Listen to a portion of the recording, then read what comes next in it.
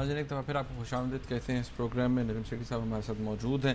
ابھی تک جو گفتگو ہوئی وہ یہ کہ انسٹیٹیوشنل میکنزم کیا ہونا چاہیے اور اس کے بعد یہ کہ رسپانس کیوں اتنا کم ہے ڈومیسٹکلی بھی اور انٹرنیشنلی بھی, کہ جتنی فنڈز جتنی ریلیف کی ایفرٹس کے اوپر جتنا خرچہ ہے اتنے پاکستان کو ضرورت ہے وہ ابھی تک نہیں مل رہا ہے اور اس کی کیا وجہ ہے.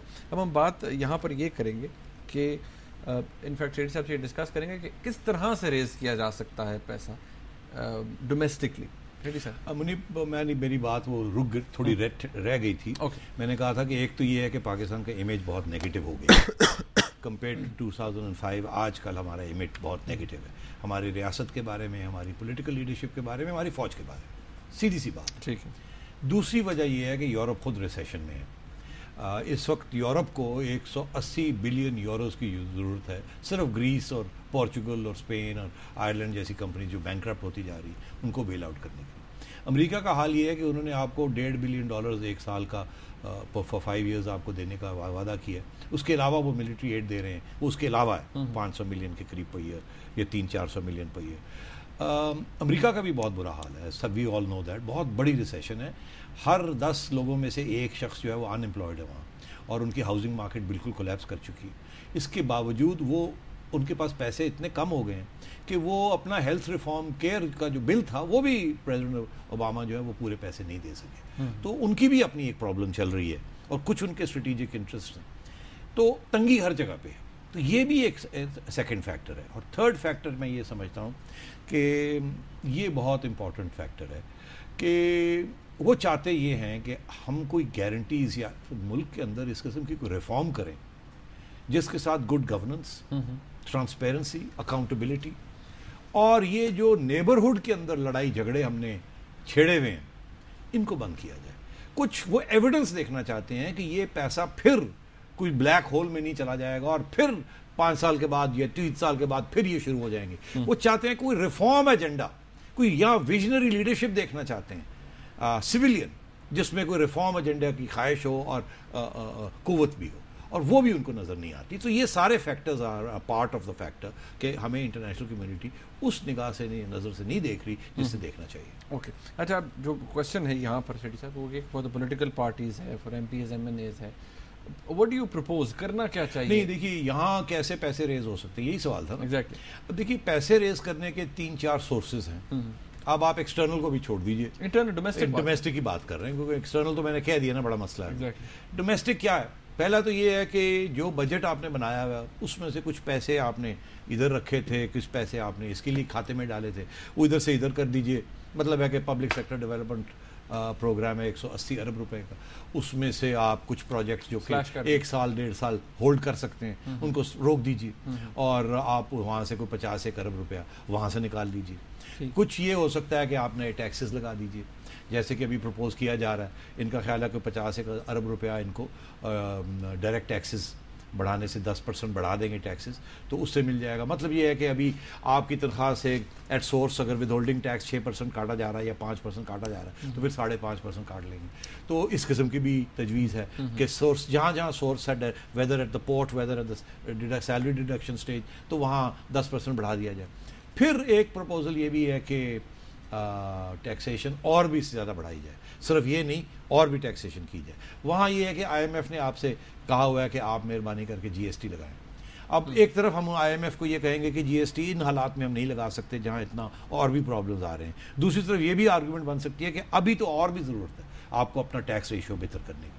اور تو یہ سورسز ہیں گورنمنٹ کے پاس, مگر frankly this is not good enough. یہ تو یہی ہے کہ ادھر سے اٹھا کے ادھر ڈال دیا, ادھر سے اٹھا کے. مگر وہ جو ٹیکسیشن پروپوزلز ہیں دے ویری امپورٹنٹ, پرووائڈیڈ یہ پروگریسو ٹیکسیشن ہو. اچھا, پروگریسو ٹیکسیشن کا مطلب ہے امیروں کے اوپر. امیر عام طور پہ بزنس مین ہے, انڈسٹریلسٹ ہے, ٹریڈر ہے.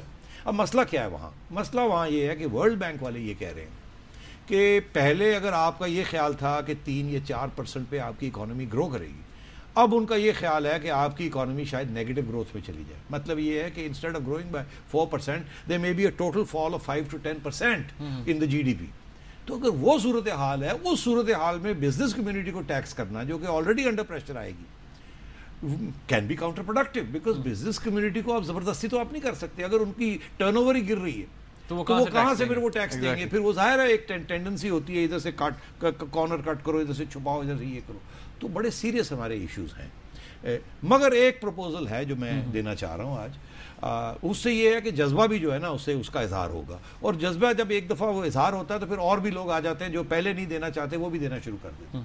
میری آپ سے یہ تجویز ہے، اور میری یہ تجویز پریزیڈنٹ زرداری صاحب سے ہے، چیف منسٹر شہباز شریف صاحب سے ہے، اور نواز شریف صاحب سے. میری تجویز یہ ہے کہ اس وقت ہمارے کوئی 1170 کے قریب ایم پی ایز اور ایم این ایز ہیں.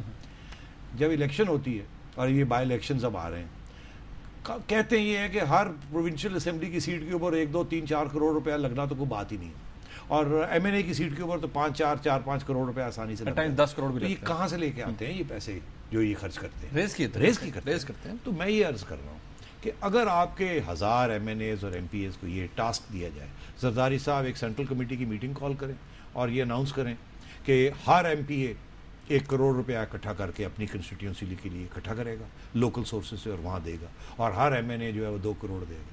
تو اب 1000 لوگ اگر 1 کروڑ اور 2 کروڑ کے قریب اکٹھا کر لیں تو 10-15 ارب روپیہ اکٹھا ہو سکتا ہے راتوں رات. اس میں دیر نہیں ہے.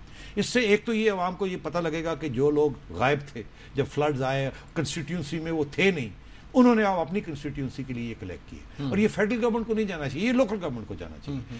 جہاں سے کلیکٹ کیا وہیں وہ اسپینڈ ہونا چاہیے. آپ میری بات سمجھ رہے ہیں؟ اور جہاں فلڈ نہیں آیا ہے وہاں سے لے کے آپ ان ایریاز میں دیں جہاں فلڈز آئے ہیں.